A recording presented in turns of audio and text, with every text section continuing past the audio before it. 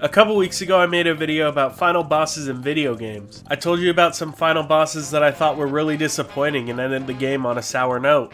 And so logically the next video that I would make would be my top picks for good bosses. Well, part of the reason I held off on making that video immediately was that I wanted to make a sports game video to coincide with the start of the NFL season. That part is done, but the other reason was that Mortal Kombat 1 came out recently and I wanted to see if the final boss of that game was worth throwing on the list. And playing Mortal Kombat's story, which I thought was great by the way, and looking at the final boss, I think I did the right thing waiting. The game is another great entry for NetherRealm's long list of hits. But the question that relates to this video topic was the boss fight good enough to be on your Great Bosses video? And after careful consideration, I have decided...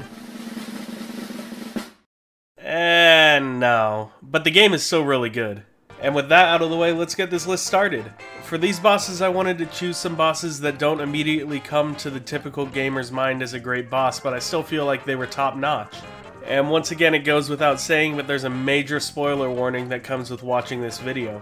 So here are some final bosses that I thought were great ends to video games.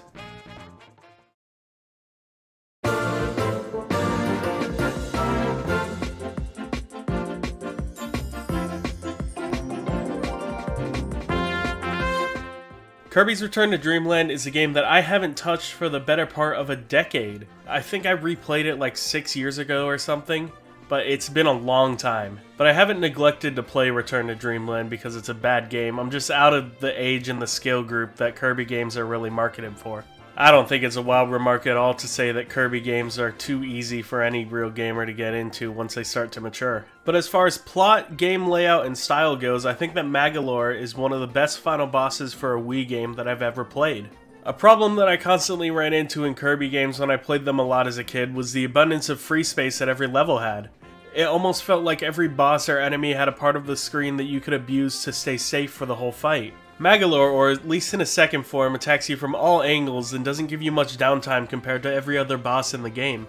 In addition to the design and the fighting style of Magolor being great, as a 10-year-old playing Return to Dreamland, I really felt the betrayal of Kirby and his crew that Magolor enacted. Young Brady really wanted Magolor dead after that, which is partly why after I beat the game I went back and played the final fight over and over and over again. But the real reason was that this boss was really, really good. It's my favorite final boss from the entire franchise.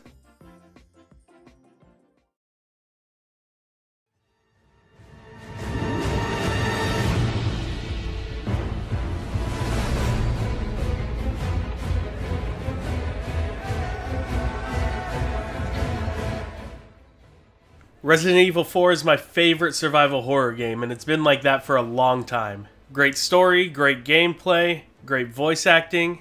Toddler, I've been expecting you, my brethrens. No thanks, bro.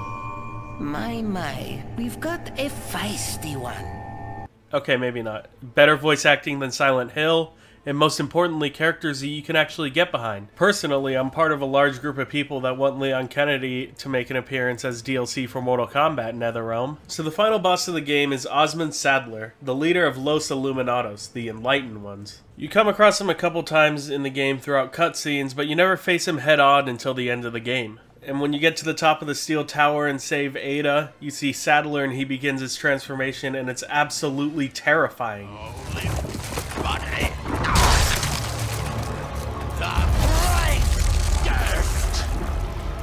To become one with us.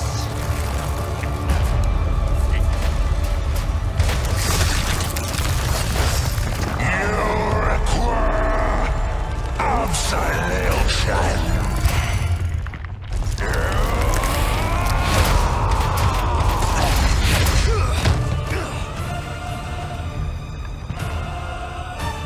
I mean, look at that thing. There's no way that you can look at that and be like, I've seen worse.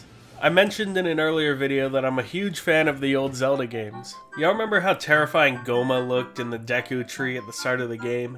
Saddler looks like a nightmare-fueled version of Goma from Ocarina of Time that suddenly took a bunch of steroids and is now 3 times the size of the regular Goma. Maybe I just have a thing for really messed up versions of other things based off of Roman Catholicism or any other organized religion. But I think developers of the game took images of what biblically accurate angels looked like and turned them into the most hellish, straight-outta Doom spawn imaginable. and to me that stuff is really cool and interesting. Moving on to gameplay, having this giant spider mixed with mutant human thing charging at you really puts the fear of God in you. I was especially afraid of this because as a child I had an irrational fear of spiders. And shooting out all of Sadler's eyes and blowing him up with the rocket launcher that Ada tosses to you really leaves a satisfying feeling at the end of the game.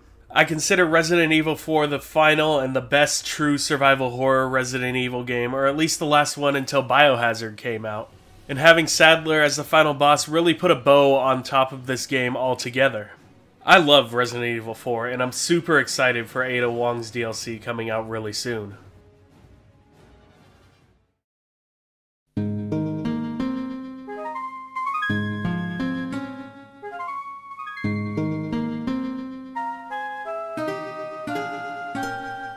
Pokemon as a concept is one of, if not the best video game pitch ever. I mean, there's a reason that it's been around forever, and with every new entry, all the regions and the Pokemon designs are just evolving, for lack of a better word.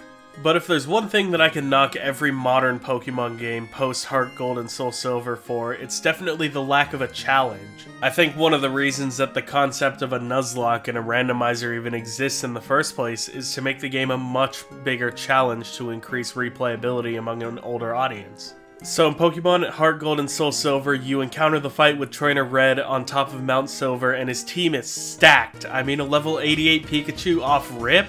His team also has a large variety of types, so it's important to spread out your types and also make sure they're all really high level because they're all level 80 or above. I mean, it makes sense why his Pokemon are so high level because to even get to this fight you gotta beat 16 gyms, which is double every other game. But as a child when you play this game, it never hits you that enemies can have Pokemon this strong until you do that fight. It also stands as a ceremonial passing of the torch moment between yourself and Red, who is essentially you from Pokemon Red and Blue. So beating it on replay serves as a reminder that I'm now in my early 20s in college and still playing Pokemon instead of doing a regular person thing like getting a girlfriend or something, I don't know. So thank you Pokemon Heartgold and Soulsilver for reminding me that my best days of childhood are far behind me and I'm too old for this. I really appreciate it.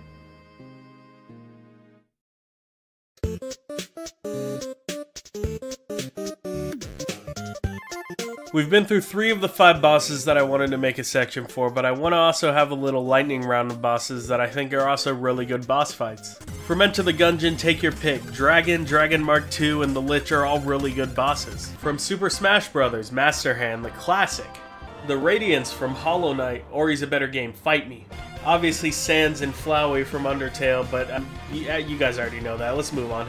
Wheatley from Portal 2, it isn't the hardest boss fight by any metric, but the design of the fight and Portal's really witty and entertaining writing, it's actually really fun. The Moonlord from Terraria is a really good boss that encouraged thinking outside of the box to fight it, same thing with Minecraft's Ender Dragon. Gwyn, Lord of Cinder from Dark Souls, this game is too hard. And Shao Kahn from the Mortal Kombat series, come on, you thought I really was gonna go this long without having a Mortal Kombat character on my liked list? And there are plenty more final bosses that are really good, but I just wanted to give these ones a special shout out as I go to my next boss.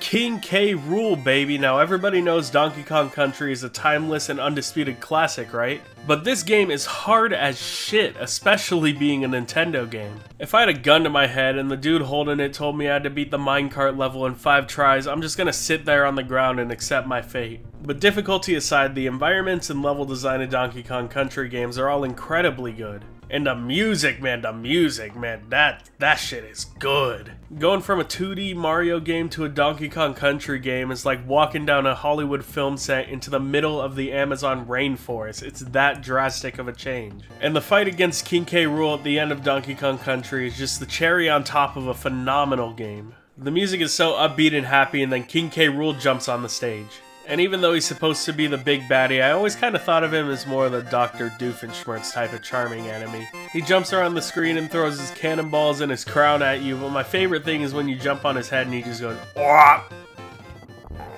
Now, is he one of the best designed bosses ever?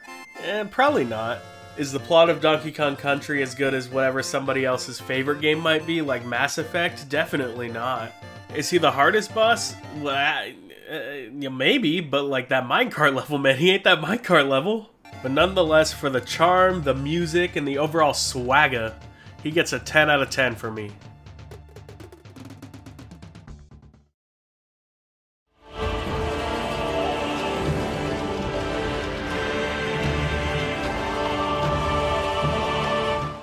I really wanted to put Ganondorf from Wind Waker Twilight Princess on this list, but I feel like if 4 out of the 5 games being Nintendo, it would be a little bit too biased.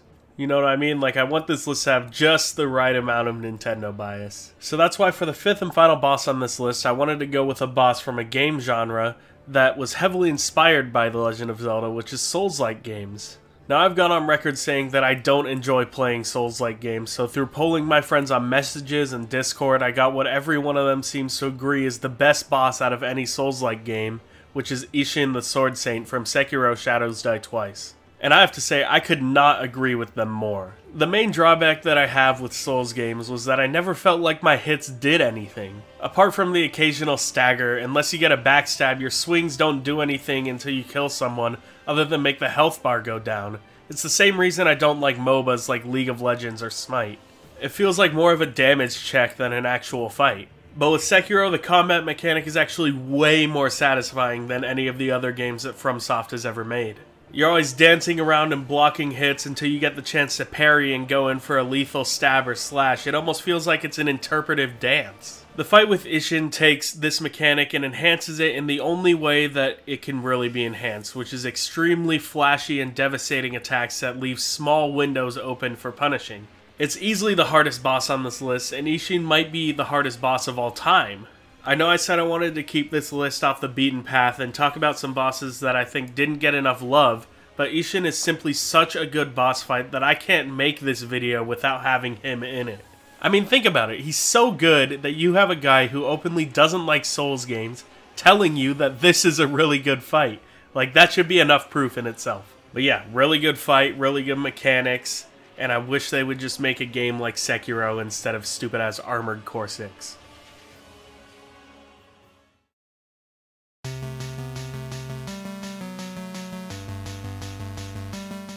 And that wraps up my list for some of my favorite video game bosses. I will say that it was much harder to make this video than the last video because there are so many different bosses that you could put in this list. I think one thing we can take away from all of these games is that these bosses were the results of hard work and dedication to make a truly entertaining game. In my opinion, great bosses are so much more important than the start of the game because when you finish the game, you want to feel satisfied with your experience, and having a great final boss is just the cherry on top of a great game. And another thing that we can take away from the absence of these on this list is that Ubisoft sucks.